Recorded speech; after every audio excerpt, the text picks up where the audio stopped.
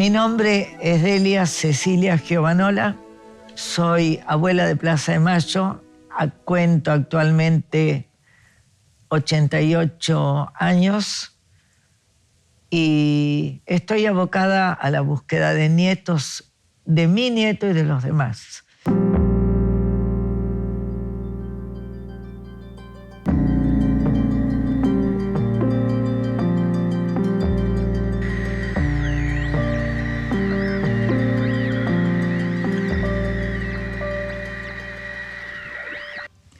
Nací en la ciudad de La Plata en el 16 de febrero de 1926,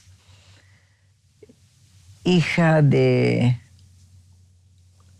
Francisco Giovanola, escultor, y Angélica Viñales de Giovanola, ama de casa. Mi familia era clase media, digamos, económicamente en muy buenas condiciones. Mi abuelo vino de Italia como escultor a trabajar para la fundación de la ciudad de La Plata, así que éramos una familia tradicional en La Plata. Tuve una infancia acomodada, concurrí a un muy buen colegio, la Escuela Normal número 1 de La Plata.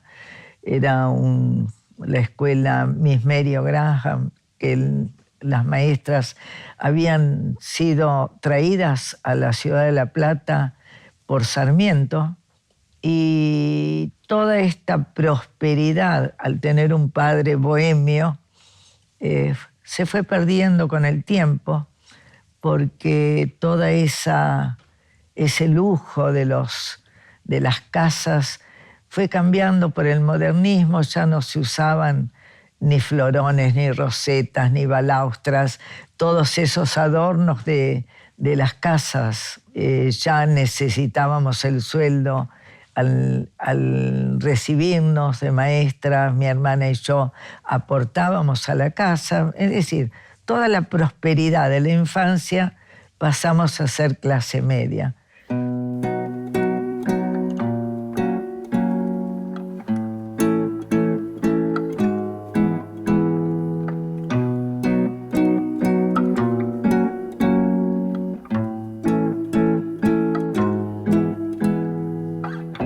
Políticamente, en esa época existía radicales y conservadores. Nosotros éramos de tendencia radical, los característicos hijos que no hablaban y no preguntaban. No nos consultaban, no nos daban cabida en las conversaciones de los mayores. Así que vivimos en una nube. Tal vez en estos momentos los chicos participan o escuchan. En esa época no se hablaba del tema, de temas políticos. Tal vez porque ni mi padre ni mi madre tenían actividad política, ninguno de los dos.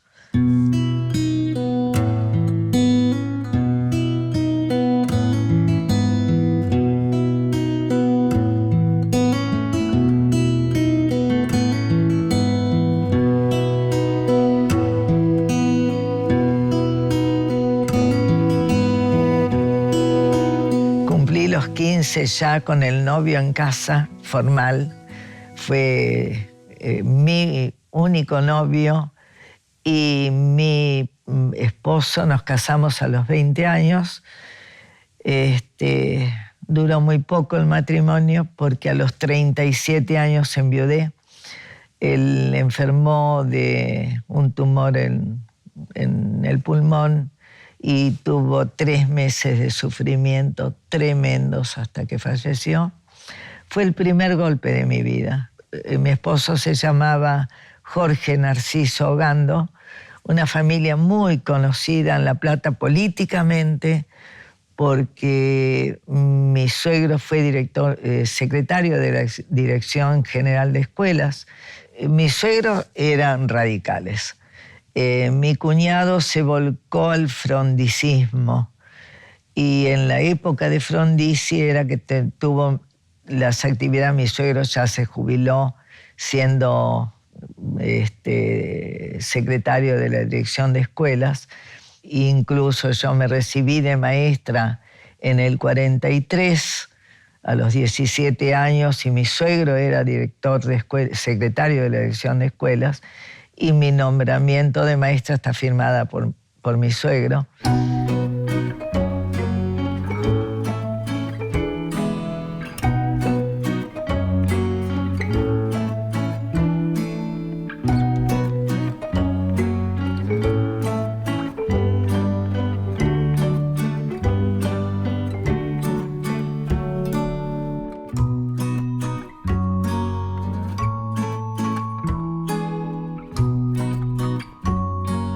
A los 20 años me casé, a los 21 tuvimos a Jorge, mi hijo, que fue el hijo único, el hijo deseado, el hijo querido, el hijo mimado.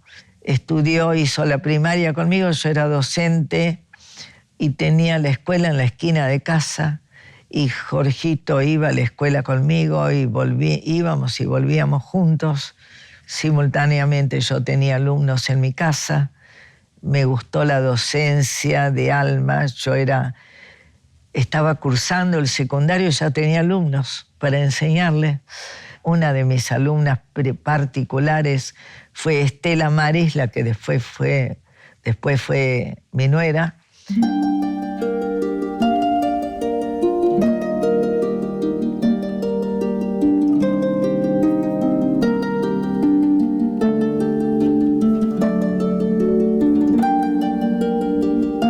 Yo me volví a casar en el año 1968. En esa época Jorge estaba haciendo el servicio militar en Citibel, y mi madre vivía frente a la estación de Citibel, y él queda en casa de mi madre mientras hiciera el servicio militar. Ya estaba de novio con Estela. Estela seguía estudiando Derecho, se recibe en el 71 de abogada, y ellos se casan en el, creo que 69. Es decir, al año de casada yo se casan ellos. Yo no les conocía militancia a ninguno de los dos.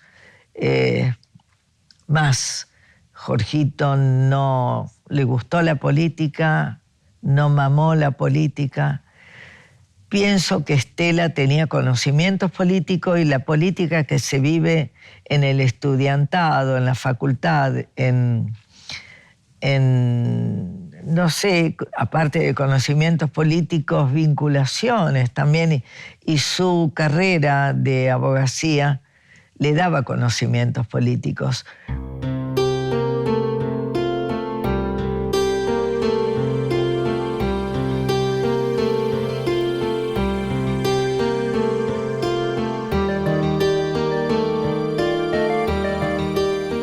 Cuando se casan, modifican el departamento donde van a vivir, y tenían habitación libre, una habitación muy grande libre. Y un sobrino mío, estudiante de medicina, Emilio Horacio Ogando, que era primo hermano de Jorge, viene un día a la casa a contarle si podía hospedar a un compañero de la facultad, porque este compañero tenía que hacer el servicio militar en Bahía Blanca y no quería que su novia quedara sola en la pensión cuando él tenía que cumplir con el ejército e irse a Bahía Blanca. No tenían ningún problema. En La Plata era muy común hospedar a gente del interior sin ser una pensión o sin alquilar, tenerlos como hospedados en su casa. Aparte eran gente joven, ellos muy jóvenes también, Virginia chiquita. Y Jorge me hablaba por teléfono, a mí me contaba que en la casa había reuniones, se reunían, entonces él con Estela y Virginia se iban a la casa de mi hermana en Vicente López, y yo no podía concebir cómo hacen reuniones y vos te vas. Pero como no entendía nada de política, ni sabía lo que estaba ocurriendo, ni lo que estaba pasando en La Plata, me llamaba la atención y no entendía por qué, y él tampoco me explicaba por qué. Pero yo no preguntaba tampoco, porque yo vivía en otro lugar ajeno totalmente y no sabía lo que se estaba viviendo en La Plata, que fue una ciudad muy castigada con más de 3.000 desaparecidos.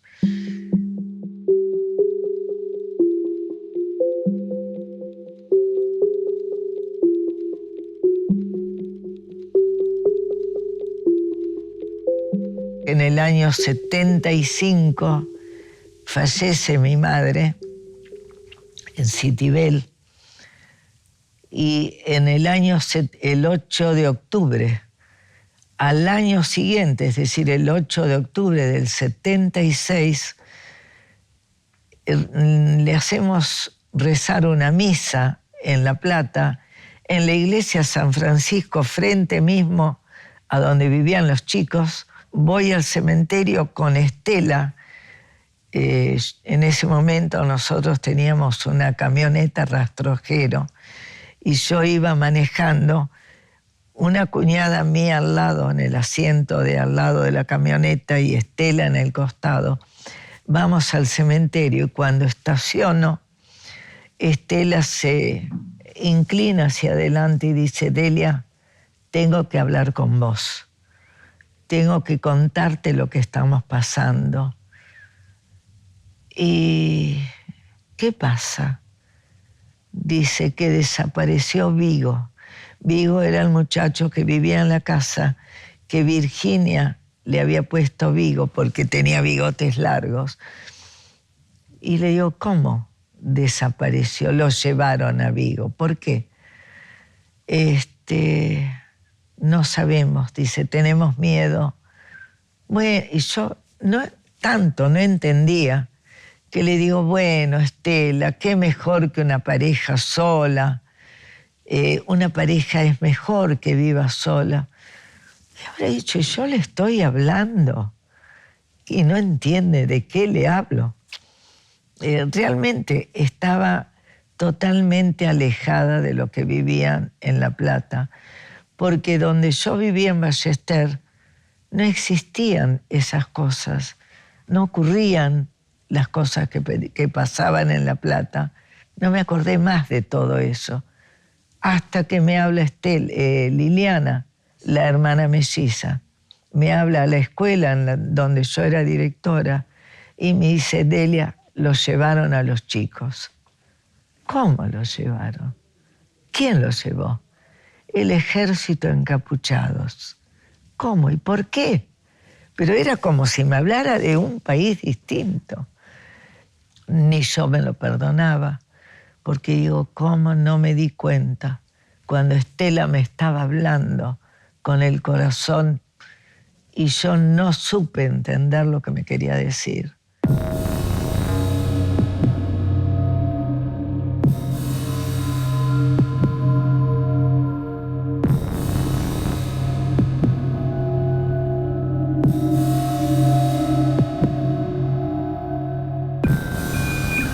A partir del momento del llamado telefónico de Liliana, ahí me cambió la vida nuevamente. Mi primer impulso fue hablar con una de las maestras que tenía en la escuela, una esposa de un militar, que él se iba mucho tiempo al exterior, a Panamá o a Centroamérica, y yo dije, me van a poder ayudar. Entonces, yo manejaba mucho en esa época, me manejaba con el auto, saco el auto y me voy a visitar a la casa, a pedirle ayuda a esta maestra que habíamos sido compañeras mucho tiempo en la escuela, y le voy a plantear lo que había ocurrido, a ver si ella me podía orientar qué hacer. Me recibió con mucho cariño y le empiezo a contar y muy conmovida me dice, vamos a hablar con Tommy, el marido, pero muy decidida. Y me dejó sola, se fue a hablar por teléfono a otro lugar y cuando volvió era una persona totalmente distinta. Mirá, me dijo Tommy, que con esos datos no te puede orientar, tenés que averiguar más cosas. Bueno, me di cuenta que ya no era la misma persona, es como que el marido la frenó. Es la sensación que tuve, tan es así que no volví nunca más. Pero al día siguiente, es decir, esto ocurrió el 17 a la tarde, el 18 de octubre me voy a La Plata a hablar con la gente de los vecinos, de departamentos, hablar con la familia. Poco es lo que puedo averiguar. Vuelvo a mi casa y lo primero que me dice mi marido, ¿cómo no la trajiste a Virginia? Le digo, no. Me quedé desconcertada. Yo, ¿cómo no me di cuenta de llevármela? Y me dice, habla por teléfono para irla a buscar. Le digo, bueno, voy a preguntar. Entonces hablo por teléfono con Liliana, la hermana melliza de Estela, y le digo, Liliana, ¿qué te parece si la voy a buscar a Virginia para traérmela? Dice, ay, Delia, no nos animamos a pedírtelo. Claro, porque la madre y el padre eran muy mayores, las mellizas eran sus únicas hijas, y Liliana andaba un poco escondiéndose también, porque Liliana estaba estudiando biología, era estudiante también, y era un peligro estar exponiéndose. Entonces no podían ocuparse de Virginia. La voy a buscar al día siguiente con mi marido. Y ahí nos trajimos la cuna, fuimos a la casa, vimos muy revuelto en la casa. Se habían llevado cosas sin importancia, valores sentimentales.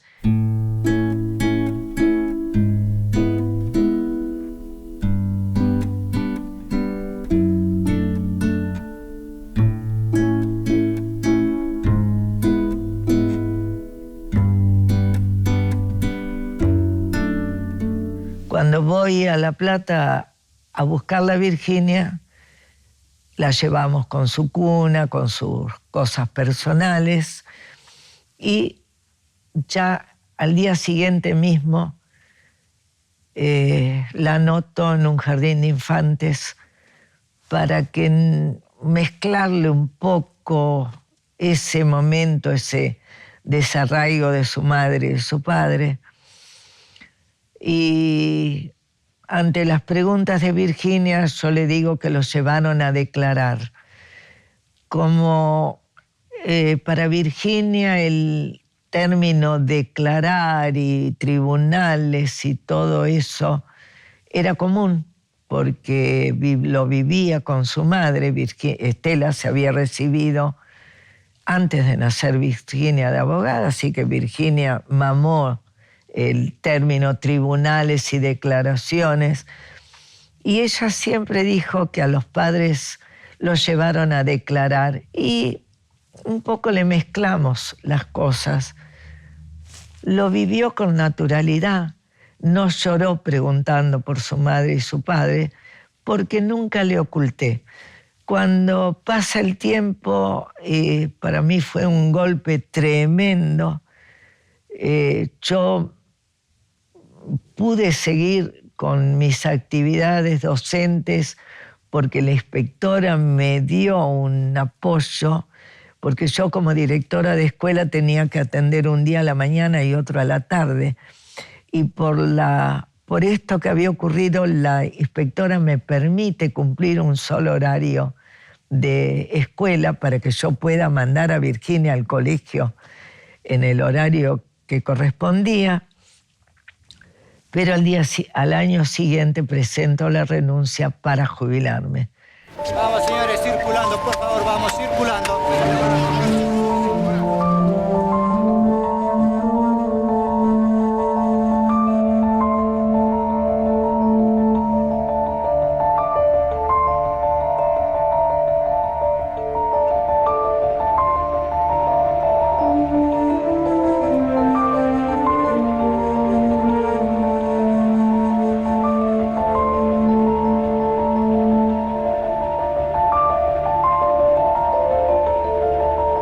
Estando yo cursando en la escuela, en actividad, viene una madre de San Martín, que también le habían llevado a su único hijo. Claro, dentro del ámbito escolar, la historia de los desaparecidos que me había ocurrido a mí, y que evidentemente éramos muchas más de las que creíamos, esta madre se entera de mi caso y me viene a ver a la escuela para que fuéramos juntas a Plaza de Mayo. Me negué porque yo decía, ¿y qué vamos a hacer a Plaza de Mayo? Insiste Adela Atencios, el nombre de esta madre, que ya falleció hace años, y creo que a fines del 76 vamos por primera vez, para mí, a la plaza, y me encuentro en la plaza con un grupito de 3 o 4, podíamos haber sido 5 madres. Me recibe ahí con mucho cariño Azucena Villaflor, que para mí era una madre, no la conocía, y Azucena tenía en sus manos unas hojas de papel de oficio, como con un bloc entero, donde iba anotando mis nombres, los nombres de mi hijo, de mi nuera, el teléfono mío, la dirección donde habían desaparecido. Y bueno, me sentí acompañada.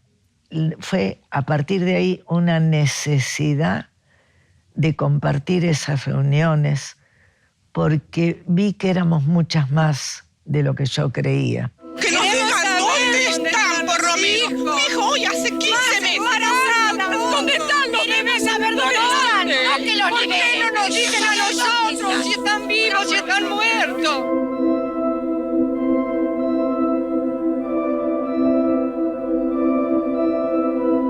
Empecé a hacer mis primeros habeas corpus, creo que a partir de fines del 76, pero los hacía al mismo tiempo por Jorge y por Estela en un mismo habeas corpus, porque también quiero destacar que la búsqueda de los chicos la hice yo sola, porque la familia de Estela no intervino nunca, porque bueno, los padres eran muy mayores. Liliana estaba medio escondiéndose porque en plena dictadura vivían aterrorizados. Entonces yo inicié la búsqueda, me hice cargo de la búsqueda de Jorge y de Estela, que en el momento en que la llevaron estaba embarazada de 8 meses y medio. En ese momento no pensábamos en el nacimiento de la criatura, porque teníamos que buscar a Jorge y Estela. Bueno, la búsqueda esa del hijo y de la nuera fue creciendo, y fue creciendo la cantidad de habeas corpus, todos negativos, hasta que éramos muchas la ronda esa. Nos obligan a marchar, porque no podíamos estar paradas hablando. Por el estado de sitio tienen que circular, circulen, siempre con las armas apuntándonos. Circulen porque hay estado de sitio, no pueden estar parado un grupo de gente. Y bueno, empezamos a circular. Una madre, al pasar, va diciendo que las que tengan hijas o nueras embarazadas se nucleen junto a ella. Y ahí es donde salí de la ronda.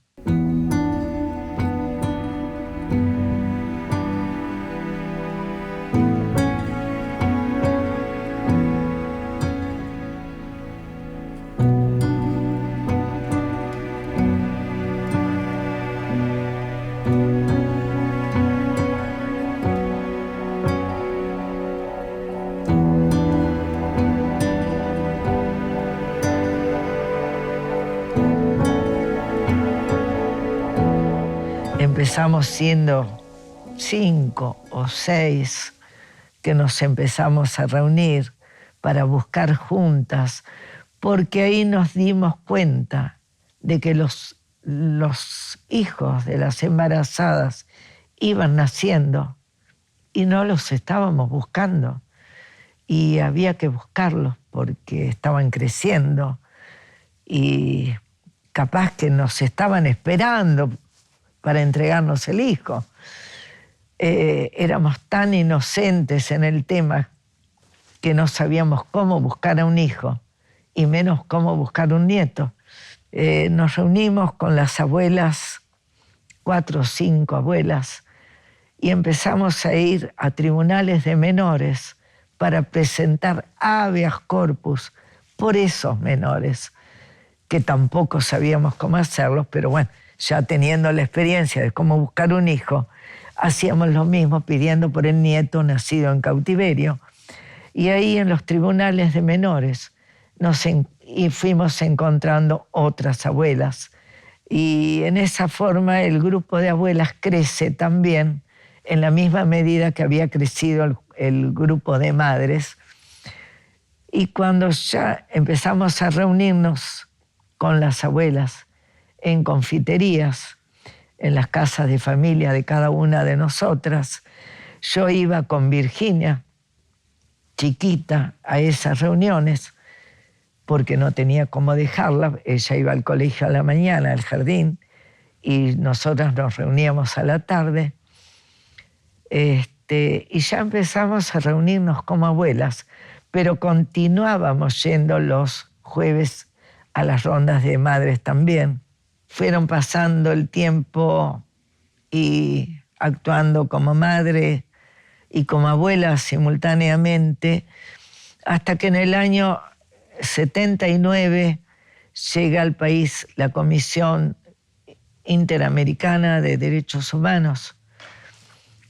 Hicimos la cola para tener la entrevista y hacer cada una la denuncia, y ahí estando en la cola se me acerca una madre de La Plata y me cuenta que había una liberada que había estado en cautiverio junto con mi nuera. Y me cuenta que había nacido, que Estela había tenido un varón, pero era plena dictadura. Y no me animé a tener un encuentro con esta persona porque tenía miedo de lo que le pudiera pasar a Virginia o a mí, porque Virginia no tenía con quién estar.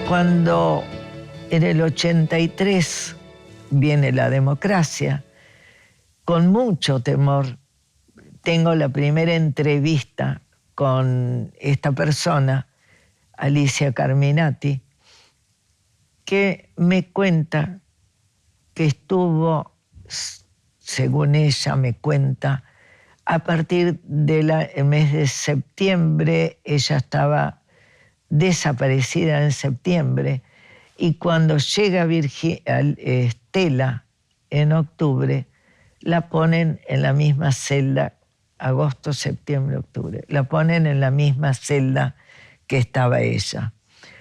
Esto no fue así, pero eso me entero mucho tiempo después.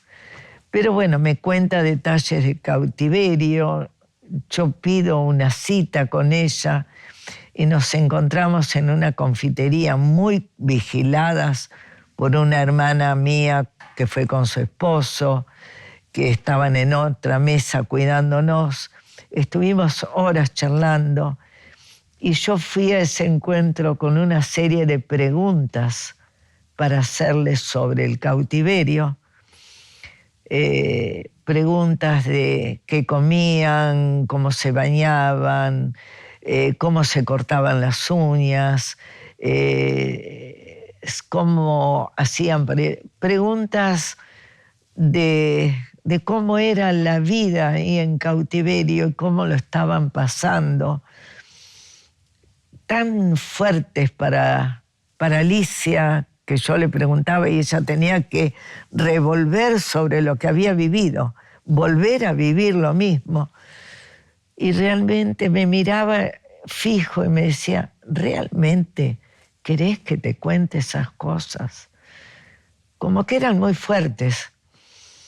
Y yo le contestaba que yo quería saber cómo habían vivido los chicos, porque imaginarse era peor que saber, porque la imaginación era impresionante, el sufrir, el no saber cómo era lo que estaban pasando, porque para mí significaron años de no dormir pensando en el cautiverio de los chicos.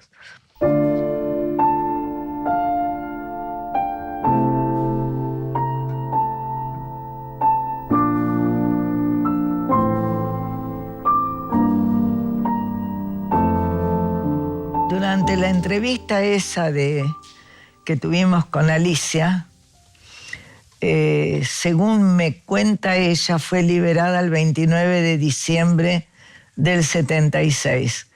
Es decir, que habrían pasado 2 meses y pico en compañía de Estela. Según me contó en ese momento, cuando Estela empieza a sentir los dolores de parto,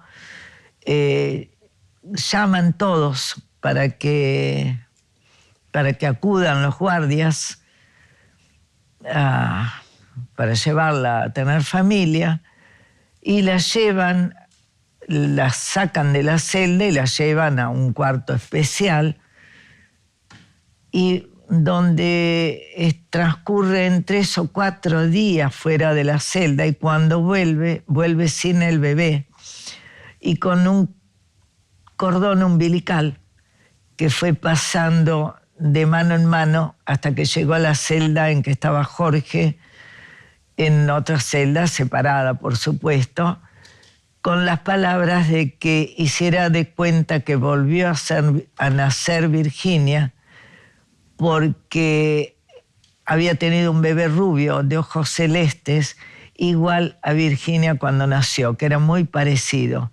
Cuando me cuenta esto, dice que nació el 5 de diciembre de ese mismo año 76, cosa que no coincidía con la fecha de embarazo de Estela, pero como no teníamos otro dato en mente, ese error lo fuimos cometiendo a través de los años porque nos aferrábamos a la única fecha que teníamos.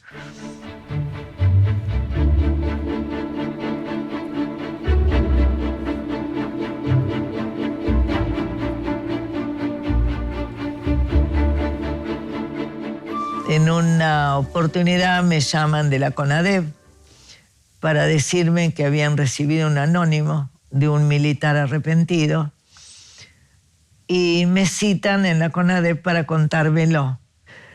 Voy a entrevistarme y me muestran un anónimo que habían recibido de un militar arrepentido que decía que si le daban garantías de que no se iban a tomar represalias contra él y su familia, él podía dar datos ciertos de dónde se encontraban enterrados Jorge y Estela. Primero dice que pertenecía a un grupo de tareas que parecían tigres cebados en carne humana, y cuenta el grupo de tareas cómo estaba formado. Cuenta los datos de 8 personas con sus alias, y más adelante pasa a detallar las atrocidades que cometía cada uno de esas personas, y cuenta detalles de esas actividades, y hay uno que queda totalmente limpito, que por lógica era él. Y vuelve a reiterar que si le daban datos, si le daban certeza de que no se iban a tomar represalias contra él y su familia, él podía decir en qué lugar justo estaban enterrados. Porque cada vez que se reunía el ejército, el jefe de ellos les decía que todo aquel que hable sobre la subversión o las islas o la guerra de las Malvinas iba a ser ajusticiado también. Es decir, que tenían terror, pánico ellos mismos de hablar. En la CONADEP me dijeron que que fueron ellos a ese campo del regimiento y que todas las topadoras municipales no iban a poder dar vuelta a ese campo si no se señalaba exactamente dónde estaban enterrados. Bueno, entonces me hice el propósito de tener una entrevista, no de madre desaparecido a miembro de las Fuerzas Armadas, sino de una madre a un civil, cualquiera X, y pedí que me averiguaran dónde estaba para tener una charla con él de hombre a mujer. Y me entero de que estaba en actividad en Campo de Mayo y dije, no puedo poner a Virginia en riesgo ante semejante encuentro. No me animé y lo deseché porque tenía miedo de que lo estuvieran controlando a él. Tenía miedo porque el aparato represivo podía estar latente y no me animé y dije, bueno, lo dejo de lado.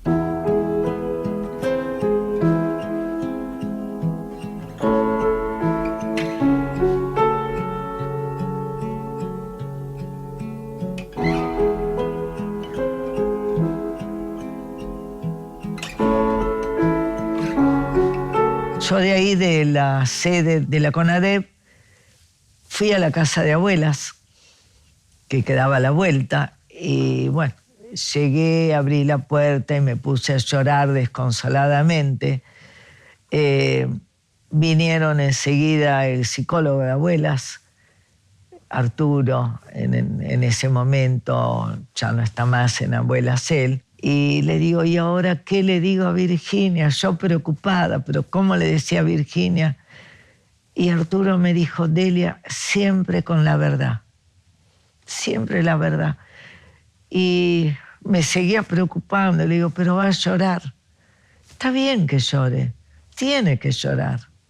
Bueno, resignada a lo que iba a pasar porque tenía que enfrentar ese acto, llego a casa, se lo cuento a mi marido y le digo, bueno, ayúdame cuando lo cuente. Y lo contamos. Y Virginia, con tanta naturalidad, me escuchó hablar todo eso. Y no dijo nada, hasta mañana, un beso a cada uno, se fue a dormir. Me quedé helada. A la mañana siguiente le digo, Virginia, estoy muy preocupada, le digo, porque... ¿Y por qué, abuela? Porque no reaccionaste como tenías que reaccionar, como que era una obligación. Y me dice, abuela, pero yo no me acuerdo de ellos. Y dice, yo era muy chiquita, en cambio vos no. Y bueno, me conformó lo que dijo y bueno, la vida continúa, viste, que hubiera querido que llorara porque hubiera sido lo normal.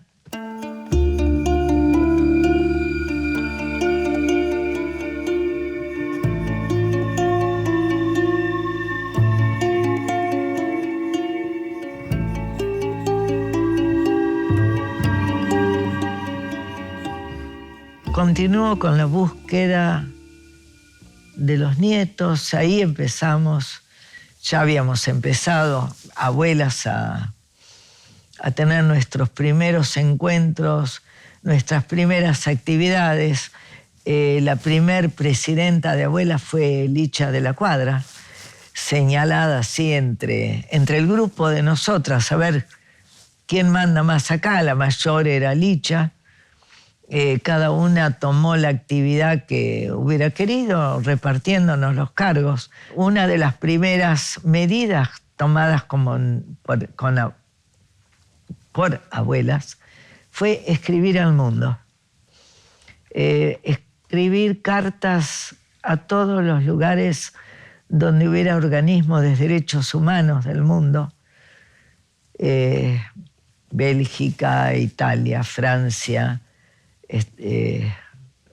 Y ahí fue donde tuvo tanto éxito la búsqueda que yo sola recibí 1.800 cartas de solidaridad por la búsqueda de mi nieto. Al principio empecé contestando cada una que recibía hasta que fue un aluvión y fue imposible, pero seguí el diálogo. Con las primeras cartas que contestaba, mantuve una correspondencia de más de 20 años. Además de esas cartas de solidaridad que con el tiempo fuimos a agradecer a la Embajada de Canadá, porque la mayoría de cartas eran de Canadá, fui con otra abuela a agradecer a la Embajada para que transmitan al pueblo canadiense todo el agradecimiento. También en Francia había un grupo ACAT, que era de ayuda a los derechos humanos atacados en el mundo. Ese grupo ACAT tenía la sede en París y tenía distintas redes, y cada miembro del grupo ACAT amadrinaba a uno de nuestros nietos nacidos en cautiverio. La madrina de mi nieto era François Bécoué, de Montpellier, en Francia. Ya mucho tiempo después, en el 99, yo viajé a Europa y fui a agradecerle a esta señora madrina de mi nieto. Bueno, voy a Montpellier y estaba cieguita total. Estuve con ella, le di un abrazo, todo mi agradecimiento, y todo fue por aquellas primeras cartas que se mandaron durante la presidencia de Chicha Mariani en Abuelas, que tuvo la genial idea de escribir al mundo.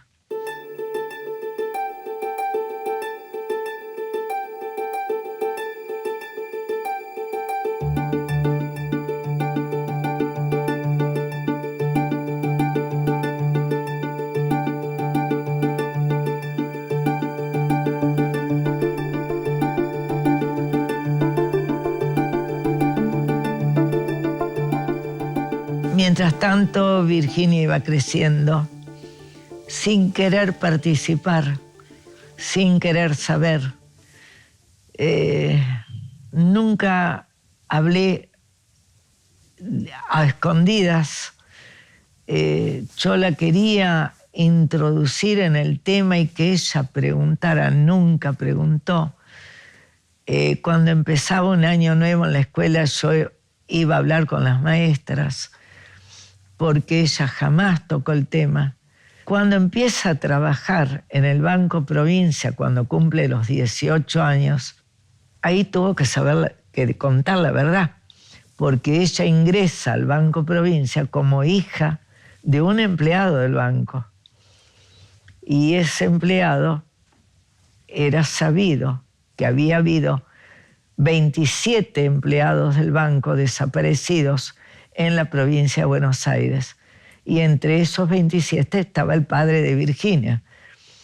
Entonces un compañero del banco empieza a decirle que busque a su hermano, que por qué no se presenta al programa de Gente que Busca Gente. Entonces me pide a mí, Virginia, por primera vez me pide ayuda para presentarse al canal. Voy al canal un día por un acto de abuelas. Voy accidentalmente al programa, al canal, y pregunto por ese canal, sin saber qué era ni cómo hacer, cómo tengo que hacer para entrevistarme. Y una empleada del canal me lleva al programa de Gente que Busca Gente y le cuento el caso y que mi nieta quería, ella, presentarse a ese programa buscando a su hermano.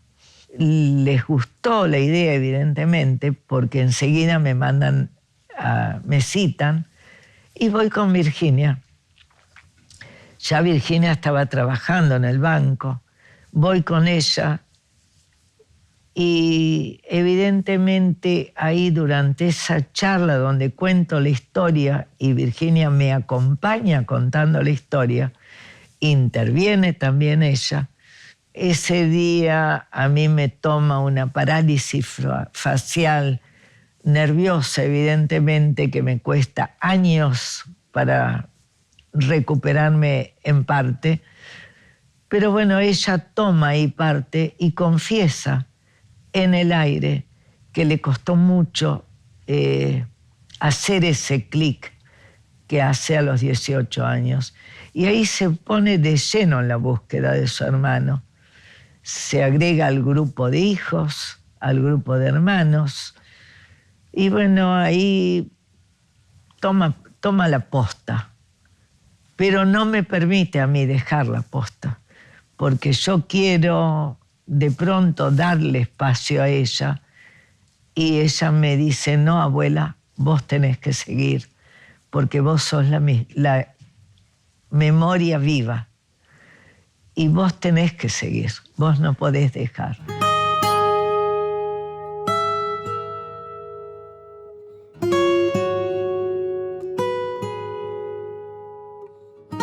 Alicia Carminati vivía en Australia en el año 2011.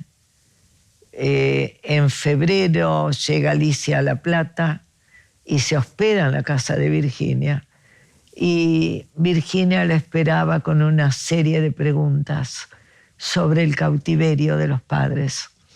Le tiene que haber contado el sufrimiento y los detalles de cómo era el cautiverio, porque a Virginia la destrozó totalmente.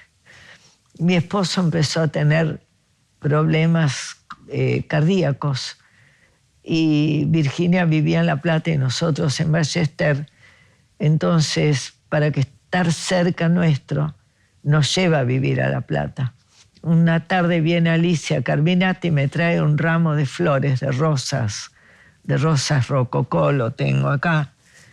Y me dice, bueno, yo vengo a hablar con ustedes para decirles que no es conveniente que quieran hablar con Virginia porque no está bien.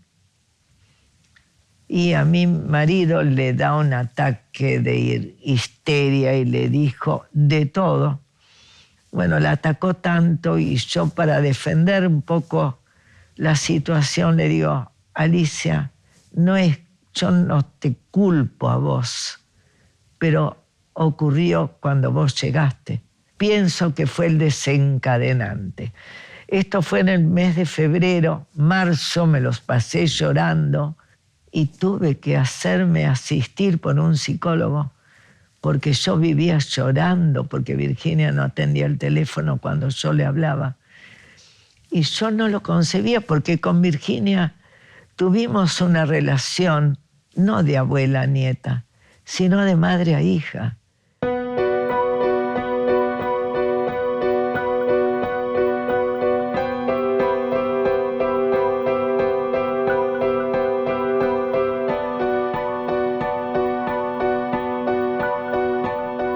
El 4 de abril del 2011 yo tenía un viaje pago a Cuba. Estuve en Cuba veraneando 15 días, digamos veraneando. Llego a Cuba y tengo una hemorragia intestinal tan importante que me internan en un hospital. Se me aparece Virginia allá y comparte mi internación nada más no era la misma de antes. Yo sigo con mi turismo, pero Virginia estaba en Cuba, pero no conmigo. Regreso y volvimos a retomar nuestra relación de abuela-nieta con toda naturalidad, como si nada hubiera ocurrido. Nunca hice hincapié en esa parte de la vida. Y mi sorpresa muy grande fue cuando me vienen a dar la noticia del suicidio de Virginia. No lo esperaba, no lo imaginaba, no lo entendí nunca y sigo sin entenderlo ya hace más de 3 años.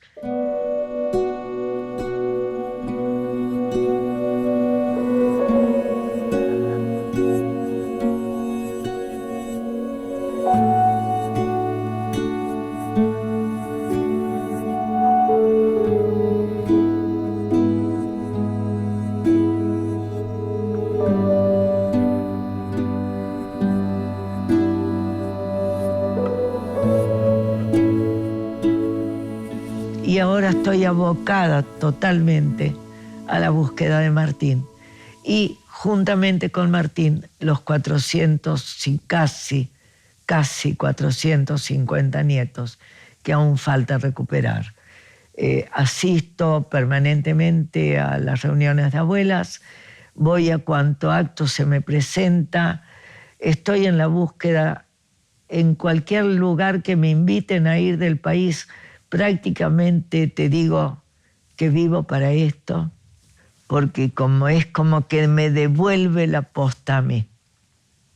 Y ahí es el compromiso mío actual de seguir la lucha por mí y por ella, y por mi hijo y por mi nuera.